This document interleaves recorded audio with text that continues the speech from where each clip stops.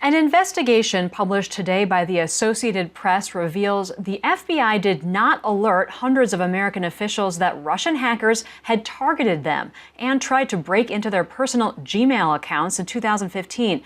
The same Kremlin-connected hacking operation known as Fancy Bear stole thousands of emails from the Democratic Party during last year's presidential campaign. To explain more about what the AP found, I'm joined via Skype by reporter Raphael Satter, who's in London. So first, Raphael, can you just help us understand what is Fancy Bear and who exactly were they targeting? Well, Fancy Bear is the name that is commonly assigned to a group of hackers that U.S. intelligence has tied to the Kremlin, and more specifically to Russian military intelligence. A couple of months ago, we got from a company called SecureWorks a list of about 19,000 malicious links that Fancy Bear had been using over the past couple of years.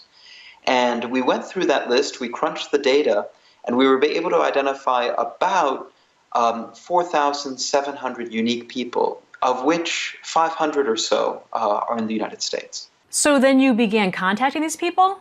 Yeah, it was extraordinarily laborious work. We went about individually contacting all of these people and asked them basically some very simple questions. Number one, were you aware that Fancy Bear was targeting you? And number two, were you warned by anybody that this was happening, for example, by the FBI? And overwhelmingly, the answer to that last question was no. And who are we talking about here? I understand some of these were government officials, some with security clearance?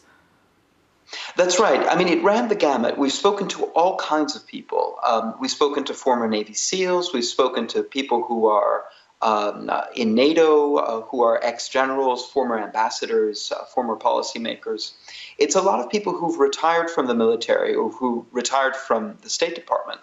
But we've also spoken to some active duty soldiers, and some of the people who haven't spoken to us include people who are still active in government work to this day. So what did the FBI say when you asked them why they hadn't alerted people to the fact that these hackers were targeting them?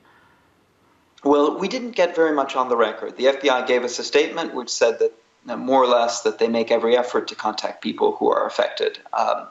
And that didn't really match up with what we've seen on the ground, where we saw that the overwhelming majority of the people just hadn't heard from the FBI at all. If you know, what is Fancy Bear's goal here with targeting these people? They're targeting a lot of people who are in NATO, people who work in the military, people who work in the State Department, people who work for military contractors. This suggests that they're very interested in people who work in the military and maybe in military technology. They might be interested in keeping an eye on what diplomats are saying to each other privately. Potentially, they could be gathering embarrassing information to publish, as they did with DC Leaks and Guccifer 2.0. Or potentially, they're just doing classic intelligence gathering. All right, Raphael Satter of the Associated Press, thank you so much for joining us. Thanks for having me.